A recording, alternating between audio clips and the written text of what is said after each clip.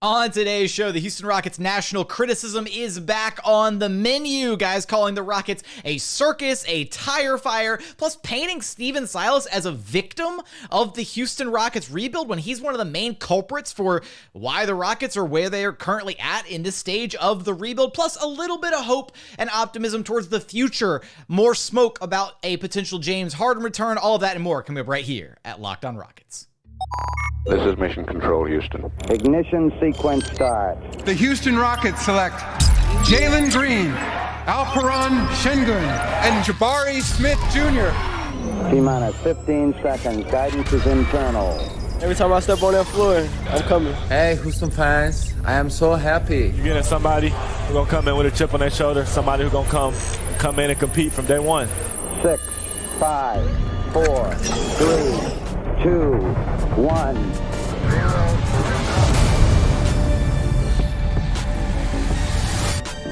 What's up, and welcome to another edition of Locked On Rockets, your daily podcast, home for everything Houston Rockets basketball. As always, I'm your host, Jackson Gatlin, native Houstonian and credentialed media member. I'm also the host of Locked On NBA Mondays. Be sure to follow along on Twitter at JT Gatlin, and the show, of course, at Locked On Rockets, free and available wherever you listen to your podcasts and on YouTube. Just go to YouTube, search Locked On Rockets. Be sure to like, comment, and subscribe. As always, thank you so much for making Locked On Rockets part of your day every single day, whether it's on the way to work, in the gym, on your lunch break. Thank you for making LOR part of your day every single day. Joining us now is your weekly co-host, Rockets Wire editor, and host of the Logger Line podcast, Ben DuBose. You can follow on Twitter at Ben DuBose. And Ben, we're gonna dip our toe in the water, if you will, of the national media criticism, commentary about this Houston Rockets team, because over this past weekend, it seemed like not only were the Rockets getting cooked by Klay Thompson and by Damian Lillard on Friday and Sunday, respectively, they were also getting cooked by names in the national media like Zach Lowe and Jonathan Givony. And we can maybe say arguably for good reason, maybe not. Maybe there will be a little bit of pushback on some of the comments, but we're going to run back some of these clips, some of the commentary from these national guys, as well as maybe ending things on a bit of a positive note later in the episode with some, renewed speculation on the possibility of James Harden back to Houston. ESPN's Tim MacMahon with some nuggets, some commentary on the likelihood of James Harden's return. But let's tee this thing off with the comments from Jonathan Givony, who I think this is kind of what set it all into motion, I feel like, over this past weekend. Like you, I'm worried about Jalen Green, to be honest with you, because I just haven't seen any improvement with his decision making and his defense since he entered the league. You want to see guys. He's gotten worse. He's gotten worse. Exactly. And so and that's where I'm worried about the trajectory that he's on. But if you're if you get the GM job tomorrow, you come in there, you fire the coach, you get rid of Kevin Porter, and you need to clean out. Hold on, just stop for a second. You said you're out of the Kevin Porter business. If you're Jonathan Givony, GM, you're just out. Non-guaranteed contract, right? Just cut him. That's it. And you're sending a signal to the league. We're going to do things differently from here on out. When you talk to people around the NBA about Houston, you just don't hear good things about their culture. About their locker room. You hear it's a circus. It's like a complete circus. You talk to people that are on that team, they're like, we are a mess, And so do people want to work with this organization, But you could change that fairly quickly, I would think, if you come in and you get rid of the bad apples and you change the coaching staff, and all of a sudden you're Houston. You're the third biggest city in America. There's a history here of you actually being good. Like you said, you have picks, you have cap room. There are some things to work with. Sengun is a very interesting guy to build around. And, Jalen Green is, even if it's a six-man, he's pretty freaking dynamic and explosive, and his scoring instincts are incredible. So there's some things to work with Houston for sure. It's a lot to unpack there. It's a long segment between Lowe and Givony. And while I think I agree in principle with a good chunk of what Givony had to say. There is some, I don't necessarily agree that Jalen Green has actually gotten worse this season. Maybe he hasn't taken quite the leap that we would have expected him to take this season. But I think the big part of this here is targeting and talking about the Rockets culture, right? And very much, pointing out right, you draw the line between the two comments, right? The issues with the Rockets locker room, their culture, and then immediately saying get rid of Kevin Porter Jr., right? Just cut him. Just he's gone. And so now we've got Chris Mannix. Chris Mannix. Right. Chris Mannix Jr., right? Cut him, waive him, eat whatever's left of his contract. And that's now Jonathan Givony saying it too. So I don't necessarily disagree with anything that Givony had to say here, honestly, Ben. Yeah, so I think the commentary from Givony and Zach Lowe overall, at least, it may not be entirely fair, but I understand where it's coming from. I do dispute a little bit making Kevin Porter Jr. the scapegoat, or at least how they went about it. I think if there is some sort of new information, which a lot of people listening to that clip immediately wondered, you heard Kevin Porter Jr., well, they didn't directly call him a bad apple, but bad apples was the quote later on in that. And a few seconds before that, Givony mentioned cutting him. So a lot of people I will say on that note of whatever incidences Givony may be referring to, I know of a couple incidences with Kevin that were off the court things that are more recent during this period of time where he's kind of rehabilitated his image. I don't know if they're the same occurrences that Givony is privy to. I don't know if he has more information than I do, or if there's, again, what those conversations behind closed doors look like. But I do think there are some legs to the idea that Kevin might not be this, wholesome, rehabilitated individual that the Rockets kind of currently portray him as in the public spotlight. At least that's worth noting, I believe.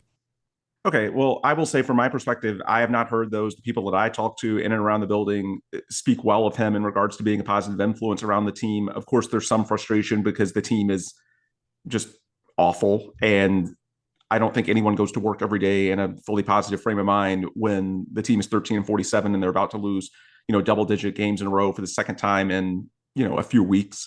But by and large, compared to the anger issues that defined him at USC, his first NBA stop of Cleveland, and then we all know what happened New Year's Day 2022, 14 months ago, the incidents against the Nuggets that led to the suspension for both Christian Wood and Kevin Porter Jr. The people that I've talked to, at least, say that he has improved a lot, that he takes his issues seriously. With that said, it's entirely possible that there are things that I'm not aware of, and perhaps Jonathan Givony is. I just dispute with his platform the way he handled it. I do think that if you're going to hint at something that extreme, which, look, at face value, Kevin Porter Jr. is 22 years old. He's putting up 26-6 on solid efficiency. I know he's been out the last 6 weeks. To outright cut as opposed to keeping him around, even if not a building block, even if just a useful salary matching piece that could have a little bit of value around. He's going to be an expiring contract. That's got value. Yeah. Then spell out what it is, and at least in that regard, Kevin and or the team can address it. With this point, it feels like you're sort of just throwing these vague accusations out there without even letting Kevin or the team know what they are. So how can you defend yourself when the accusation isn't even out there? It's sort of like, taking a shot at his character, yet it's not even giving Kevin a chance to defend himself and address whatever it is. And that's if he's talking about something new. And I also think it's possible that he could be referring to simply the things we already know from previous years. That's a possibility as well. And your reputation does precede you. That's a thing. And the Rockets do not give people a reason to watch them. This is a dreadful basketball team. It's not fun for even me to watch. And I'm paid to do it. It's tough. I get why people are going to check out on this basketball team. It's really, really bad. But if it's from previous years, then make that clear.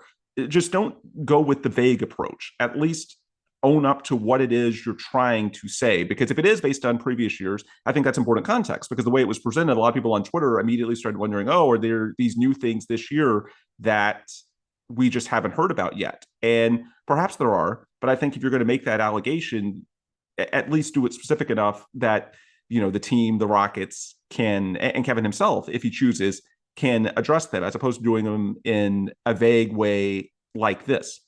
With all that said, I think where the Rockets have sort of brought this on themselves, it's not just the product on the floor and the dysfunction at times that we've seen throughout the last couple of seasons, and we've talked about it on this podcast. It's also that throughout the organization, there have been so many changes in the leadership ranks.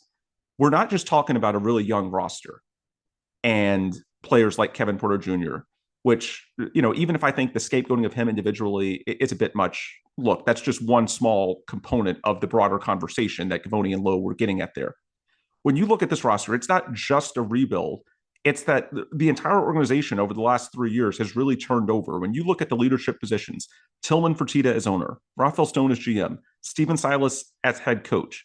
You can even go to Gretchen Shearer, president of business operations. None of these people have been in these roles on teams that have built winners. I know Tillman Fertitta was owner in 2018 and 2019, but he inherited those teams. He didn't build it. So let's draw a contrast to San Antonio, which is Houston's biggest rebuilding rival right now. At the moment, the Spurs are only a half game back of the Rockets, and that's going to be a brutal back-to-back this weekend. Spurs have lost 16 in a row. Rockets may have lost 11 in a row heading into those two. It's the tanking Super Bowl, man. Yeah. The Spurs, you look at their organization, Peter Holt, R.C. Buford, Greg Popovich. Those people have been there, done that when it comes to building a contender. And year after year, putting a winning team on the floor. With the Rockets, it's not just the incidents on the court. That's part of it. But then when people nationally that understandably are not going to watch the Rockets day in, day out, because, again, it's so bad, there's not that person like there is with the Spurs. Well, with San Antonio, there's multiple people that an agent or national media member can look at and say, you know what? I'm going to give this organization the benefit of the doubt because even though this looks really bad, I know I can trust this person knows what they're doing. They're not going to let it spiral to this extent. Whereas in Houston, up and down the organization, there's just not the people in a certain leadership position that I think nationally has the type of credibility that a person like Givony or Zach Lowe will say, you know what, even if I'm, not really liking what I'm seeing, okay, it's probably not that bad because I trust this person wouldn't let it get there. And are there things the Rockets could do to build those relationships more? Yes, I've talked about in the past. I do think that it would benefit Rafael Stone to do more interviews, to start putting himself out there. And I think since the All-Star break, we've actually seen a little bit of a shift. I hope that's happening. He's done recent interviews with both the Chronicle and the Athletic. But I think, even if he tries, there's going to be some people that say, look, even if, you're nice to me, you're doing interviews, look, you haven't proven it before, and this team is a laughingstock. It is what it is. It's going to be tough to get the benefit of the doubt until the team starts having better results than they have right now. But I just think at a high level, the situation that the Rockets have, coupled with the lack of credible names, this is why there's appeal to bringing in a proven guy like James Harden. This is why there's appeal to bringing in a big name coach with credibility, like we've talked about before. Because right now, externally, the people that look at this organization that aren't around it on a day-to-day basis, they're just not going to give the benefit of the doubt to the current Houston Rockets. And beyond that, when things start spiraling, then it's not going to take a lot for their imaginations to wander and, things that shouldn't be a 10-alarm fire, all of a sudden they become that because there's just not that calming voice to sort of make them say, hey, the Rockets have this under control. So even if I disagree a little bit with the scapegoating of Kevin Porter Jr., the broader point as far as the culture and just basically where this organization is right now, I understand where the sentiment is coming from. Coming up, we're going to keep things focused on the national perception of the Houston Rockets. We've got a couple more clips to play for you guys. Brian Windhorst with some commentary as well. Shifting gears, focusing on Stephen Silas and what the media is kind of portraying him as and maybe kind of a victim in this situation, surprisingly. We're going to get there, but first, today's episode is brought to you by Built Bar. If you're looking for a delicious treat, but you don't want all the fat and calories that usually comes along with it, you've got to try Built Bar, because with Built, healthy is actually tasty. Seriously, they're so delicious, you won't even think that they're good for you. What makes Built Bar so good? Well, for starters, every single bar is coated in 100% delicious chocolate, and they come in so many incredible flavors like strawberry, raspberry, salted caramel, churro, peanut butter brownie, coconut almond, my personal favorite, coconut brownie chunk, but you really can't go wrong with a single bar on their menu. No idea how Built Bar does it, but they're basically candy bars that are jam-packed with protein. I mean, every single bar is only 130 calories, 4 grams of sugar, a whopping 17 grams of protein. It's candy bar that's jam-packed with protein. And now you can try them. I order them online, and I'll tell you how in a second, or you can walk into your local Sam's Club or Walmart and just grab a pack right off the shelf. But if online ordering is more your speed, just visit Built.com. Use promo code LOCKEDON15 to get 15% off your very next order of the best tasting protein bars on the market. Again, that's promo code LOCKEDON15 for 15% off at Built.com. And continuing on here at Locked On Rockets, your daily podcast home for everything Houston Rockets basketball. And before we dive into, we've got another couple clips to play for you guys. We'll walk through some of the other commentary from the national media. Brian Windhorst, Tim MacMahon had some things to share. Before we get there, we do have to, hold hands and say our prayer here at Locked on Rockets. Pray for Victor. Pray for Victor. This is very important. We got to do this at least once an episode to make sure the good vibes stay afloat until the fated draft lottery day. But there was this additional clip from the Lowe Givony pod that I wanted to run back really quick, where Lowe actually calls Houston a tire fire in this one, which is just, it needs to become a drop on the board expeditiously. Third on my list. Right. Yeah. And you mentioned the free agent destination thing. Houston has that advantage over them. I think Houston has the one player of all the current young players that has the best chance of being like a star, and that's Jalen Green. And I know everyone's like off of Jalen Green. He's had a super disappointing second year. That place is a freaking tire fire, and poor Stephen Silas, I think, is going to probably not be the coach next year. He seems like he's going to be the fall guy for they're basically playing a college team every single night. Totally disorganized. Jalen Green's shooting has been disappointing. His defense has been disappointing. I still think the potential of popping into a star is higher for him than for Vassell or Sohan or Branham. And Detroit. So first off, tire fire, just LOL. That's definitely making its way to the board. But this is, Lowe kind of comparing the different stages of rebuilding across the NBA landscape, right? Comparing Detroit, comparing San Antonio to Houston. And I do think there's maybe some encouragement to be had from that. He views Jalen Green is still, the most likely candidate to become a true superstar out of the bunch. When you look around the other NBA landscape, you look at Cade Cunningham or the names that he just reeled off there when it comes to San Antonio. But there's this recurring sentiment, and that it's poor Stephen Silas, right? Poor Stephen Silas, the victim, right? As if he had no role to play in where things currently stand with the Rockets rebuild. And then on top of that, Brian Windhorst went on ESPN and said, I think Houston is a dangerous fit for anybody because that team is out of control. They've completely destroyed and broken down Silas, who's a good man, but can't handle the renegade operation that has become. Pretty much everything the Rockets do is a mess right now. And Ben, I think we're seeing this narrative start to take hold. And we knew this, like we kind of predicted this a few months back, is that as the wheels were going to start to come off the Stephen Silas train, and as it became readily apparent that he was just waiting to be let go or fired or whatever, just parting ways mutually, that there would be the story start to mold of, Stephen Silas starting to defend himself in media availabilities. And now you're starting to see some of the national guys taking his side because the Silas family, right, from his dad, his father, Paul Silas, to himself, like they have been so ingrained in the NBA community for so long. They are like tight-knit members of the NBA brotherhood, fraternity, whatever. And so now you've got guys going to bat defending Silas for a situation that he is very much a part of the problem as to why Houston is where they are right now. Let's be completely honest. If Stephen Silas was a Mark Daignault level coach, the Rockets would not look nearly as bad as they do right now. That's just facts. Well, and some of these communication issues, look after the Portland game with the conversation and the dialogue regarding Alperen Şengün's defense. Look, say what you will, I'll buy the idea that some of it might be the fact that Alperen Şengün is very coachable. We heard him basically agreeing with Silas's comments. They need to get a lot better, particularly in the pick and roll defense, which kudos to Alp for saying that. And perhaps it's not just, they hate Alp. Maybe there is some degree of sort of trying to be the bad cop, if you will. But he almost looks reluctant when he says it, man. Yeah, he looks beaten down and broken down to where that's what the team wants him to say. First off, yes. And the other question to that, why aren't you using that same approach with other young players on this roster who are clearly not great defensively? Jalen Green, Kevin Porter Jr., Jabari Smith, and they all have their issues in other areas as well, be it shooting, turnovers, whatever you want to point to. So if it is some degree of, coaching to it, not just, these guys don't like Alperen Şengün, then why are there different standards? And if it comes down to, these players might not be able to take it, okay, then that's a problem. And we need to know that and sort of have more of an idea of what's going on behind the scenes. It goes back to this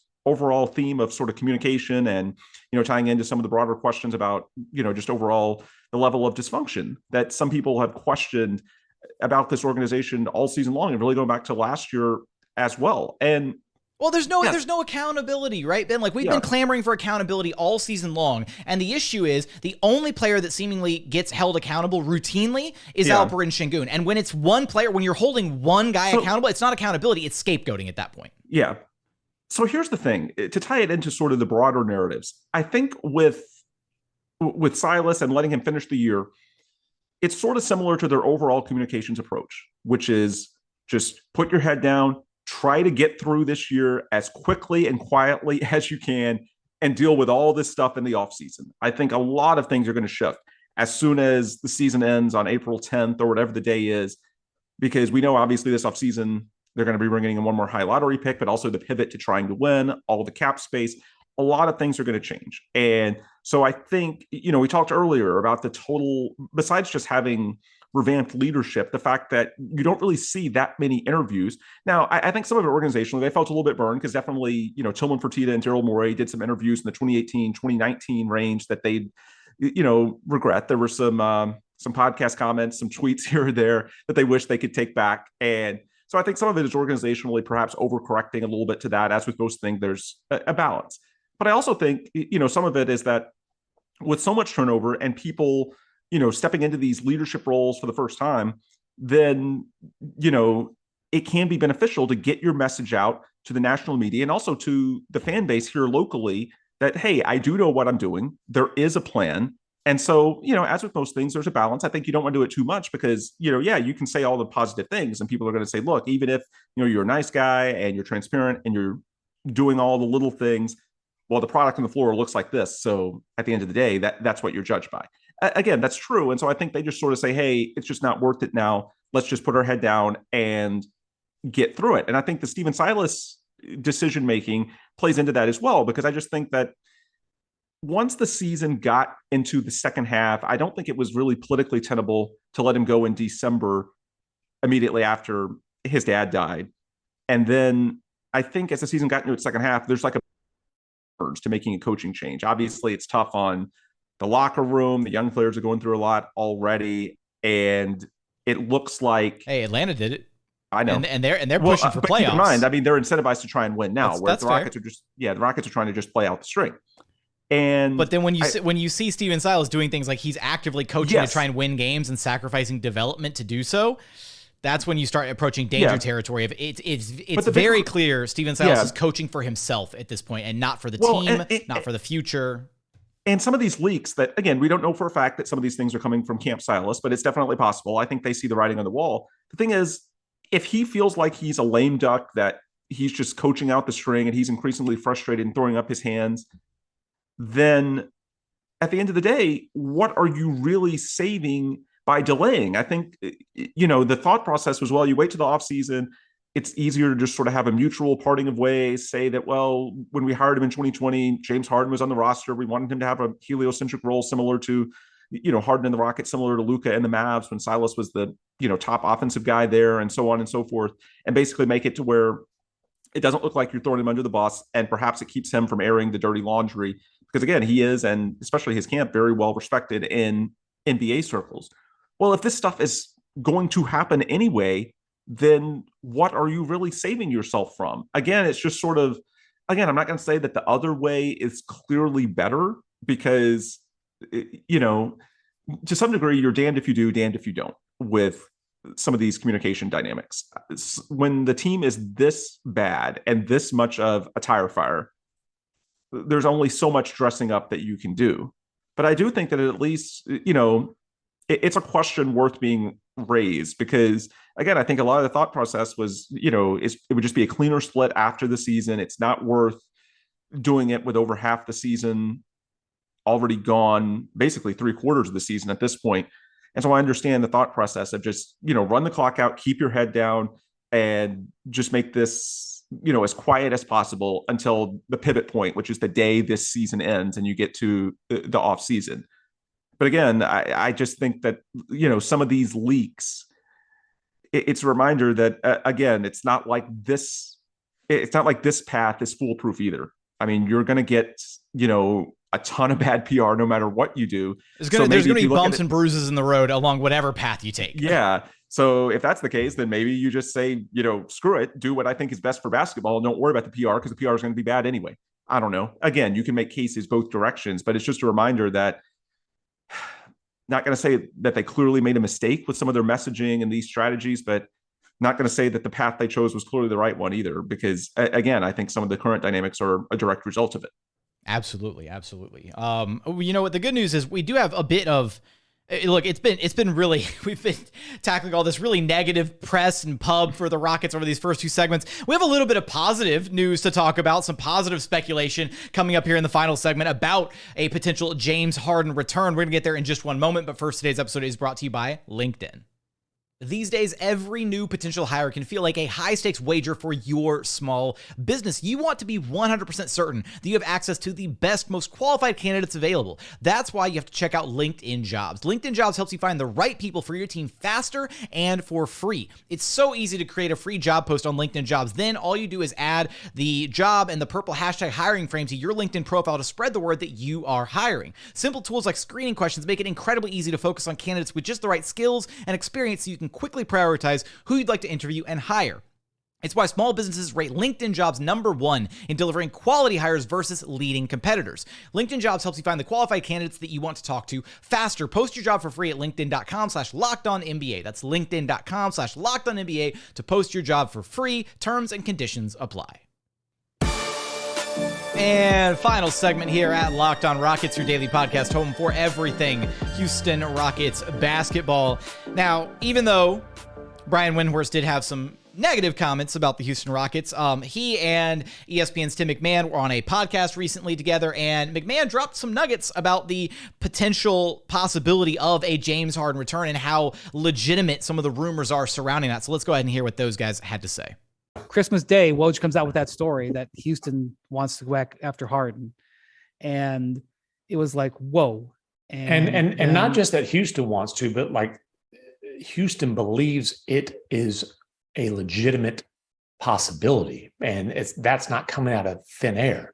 James Harden still spends a lot of time in Houston, spends his summers in Houston, works out at the Rockets facility on a regular basis. Like, it's a very real possibility. And Harden, by the way, never shot it down. He just said, I don't know where that came from. Yeah, he kind of, I don't want to put words in his mouth, but it was kind of like a non-denial. 100%. Yeah. But that's gone away. And that, by the way, it's gone away, and he's played better and better and better. So like he's been really, really good. Really good. And it's also a leverage. It's also a leverage point, right? Like this is the thing. Like yes. Kyrie actually is going to have he let LeBron recruit him to his heart's content because Kyrie wants to apply pressure to the Mavericks to offer a contract that nobody else can offer. Okay. Same with Harden. It behooves Harden to have the Sixers thinking 100%. He could walk because this is a guy who's making less than the max and probably it wasn't getting a 5-year. Well, and remember, all right. So some additional smoke there for what feels like the James Harden sweepstakes this upcoming summer. I mean, there have been so many different signs that point towards mutual interest on both sides obviously from the Houston Rockets and then also from James Harden, the idea of reuniting once again Harden with a homecoming, coming back to the place that he still calls home. He's got so many ties to the city. And we've speculated on this a lot here, Ben, you and I specifically, myself on, episodes that you're not a part of, but I feel like we keep hearing so much about this that at this point, it almost feels like, Kelly Iko of The Athletic the other day gave it a 70% chance of happening. I'm at a place where when I look at what's going to happen, obviously it's kind of dependent on how the rest of the season pans out for the 76ers. But when you've got Boston and Milwaukee, who I think are both clearly like one tier above the 76ers right now out east. Those are two very tough teams that they're going to have to find a way to battle through and make it through at least one, if not both of them out there in the Eastern Conference. The way that I've kind of chalked it up, and we were discussing this in Rockets Watch the other day, is it feels like there's actually kind of three avenues here, and two of them lead to Harden back to Houston. And the first is, just a disappointing playoff flameout, right? Like if the Sixers have a bad first round or a disappointing second round, Harden's going to get a lot of the blame, whatever. It feels like he might just leave on that note, right? Then there's the version where the Sixers have, I think their like requirement at this point is a competitive conference finals or at least like a finals berth at that point. And if you're like on the cusp, on the precipice at that point, then maybe that's enough to keep James Harden interested and be like, okay, no, I want to be here. I think we can win a title here. And then he re-signs and Philly's like, no, Harden and Embiid, that's our ticket to finally knock down the door and win a title. The third option I hadn't actually considered until a couple people brought it up in Rockets Watch, and that's if Harden does win the title this season. Let's say Philly puts it all together and they win a ring this year. I feel like that could be enough for James to say, you know what? I got my ring. I want to ride off into the sunset in Houston. Yep. And I also think, by the way, to take it to the last 24 hours, I think celebrating Damian Lillard in Portland, I think underscores what James Harden could potentially have in Houston. There's so much ring chasing culture on Twitter. And, perhaps if your final scenario plays out and they win the ring, then the storyline goes away. But I also think that people have gotten so fixated on the ring angle, the aftermath of LeBron in 2010 and KD in 2016, that they've forgotten that there's a lot of other things that define happiness and can make a player fulfilled on and off the court. And I think Damian Lillard getting a ton of love after dropping 71, ironically, on the Rockets sort of underscores the fact that it doesn't have to be, a star player gets in his 30s and doesn't have a ring. Well, he tries to immediately force his way to the most ready-made situation for now. No, it can be that guy sticks it out as the leader in his place. And maybe it works out, maybe it doesn't. But at the same time, he still builds a legacy as an incredible player, and the fan base loves him. And at a bare minimum, the team is relevant. And I think we saw that with Lillard. It's being celebrated in many respects that he's sort of the opposite of many of his peers. And perhaps James Harden is watching the love that Damian Lillard gets and saying, hey, maybe, the grass isn't greener on the other side. Maybe things are better when I had that type of situation in Houston. And hell yeah, he can have it again. I think Houston, especially after the last couple of years, say what you will about the way James Harden left, but after watching this basketball team the last 2 seasons, really the last 2.5 seasons, I think 99% of Houston fans would get on board with James Harden in a heartbeat, even if it doesn't, make you a year one contender, which I'd rather be watching the Kevin Martin Rockets right now. Yeah. For sure. Over what we're seeing. For sure. And so I think that can sort of, tilt James in that direction as well, seeing, hey, you can, because part of it, I don't think he ever wanted to leave Houston. I think some of it was just the outside noise and the idiots on social media saying, oh, where's your ring, blah, blah, blah. And I think seeing the fact that a guy like Damian Lillard can be celebrated for just, basically leading his team. And I know Harden did leave, but whatever. Everybody knows. Houston also did. They didn't have a path, unfortunately, at the time that Harden did force his way out. They were devoid of assets, right? There was if there had been another lever to pull of okay, here's another chance to retool, or we can make this move and then be relevant again, then I feel like Harden would have stuck it out. But there were no more moves to be made. The Rockets were devoid of assets. And again, that's Harden's that was fault. In part, yeah. But I just think that maybe that tilts, Harden's mind a little bit more in that direction. We'll see if Portland can possibly make some noise in the play-in tournament. First, they've got to get in the top 10, but we'll see what happens. I mean, if they can get Simons back and Jeremy Grant's in the lineup now, if Damian Lillard keeps playing the way he did on Sunday, I certainly would not write it off. I think in the bigger picture, though, it just ties in with what we said in the first couple of segments to sort of bring this full circle. Given the issues that are surrounding this organization right now and the perception, fair or unfair, there is going to be a Rockets tax. There's going to be a lot of players and, more importantly, agents. They're skeptical of sending their clients to a situation like Houston, given what's happened the last couple of years and given the stories that are out there right now, to where guys with options may not want to go to Houston. They may take a discount to go somewhere else, given all the uncertainty that surrounds this franchise right now. And that's unfortunate in a year that the Rockets want to be a pivot point. They have the most salary cap room in the NBA. They obviously, given the draft obligations to OKC coming back into play from the CP Rush trade, they want to win. It's going to be tough. It's going to take one person, or either some luck, right, with a top lottery pick, Wemby or Scoot, something to that degree, or it's going to take a head coach looking at the situation and saying, you know what, I think there's something more there, and somebody taking a chance on what Houston can be. And I just think that James Harden is disproportionately valuable to the Rockets in free agency because of his connection to the franchise, this city, and he's got a relationship already with Tillman Fertitta and the Fertitta family. He's willing to give the Rockets, in my opinion, a benefit of the doubt in a way that a lot of other people aren't. To me, that is more than anything why I'm in the Harden camp for this summer. You never say never. I mean, if someone comes on the market that's a lot younger than James and is also really good, that is willing to sign with the Rockets, then yes, abstractly, sure, I would rather they go younger and someone that's in more age alignment with the young core of Jalen and Jabari and Alperen, Sengun, and so on and so forth. Look, in reality, it's going to be tough to attract top of the line talent based on the perception that's out there, based on, what we hear from guys like Windhorst and Zach Lowe and Jonathan Givony. Look, they're talking, they're not just taking that out of thin air. They're talking to influential people around the NBA, other teams, or notably, I think, prominent agents that have clients that are going to be on the market. It is a headwind, at least this summer. Now, maybe, a year or two from now, you can change that, but it's going to take, legitimate production on the floor to really turn that perception around. Harden is the exception to that general rule. He's someone, a top-of-the-line talent. Yes, he's a little bit older than you might like, but he is one of the few top-of-the-line talents that I do think would not sort of have a Rockets tax, that would actually go in with an open mind and would actually believe that this could work out. Now, does work out mean win a championship in the next couple of years? Probably not. But I do think that Harden is uniquely valuable to the Rockets because you're just not going to be facing the same headwinds to sell him on the franchise. And so to me, that's why I've always been more on board with Harden. It's not just about Harden, the player. It's also about how Harden in 2023 specifically is probably going to be willing to give you the benefit of the doubt as an organization in the way that a lot of his peers around the league wouldn't right now. And that's pretty valuable to the Rockets, given the, all the hits they're taking perception wise. It feels like every other day.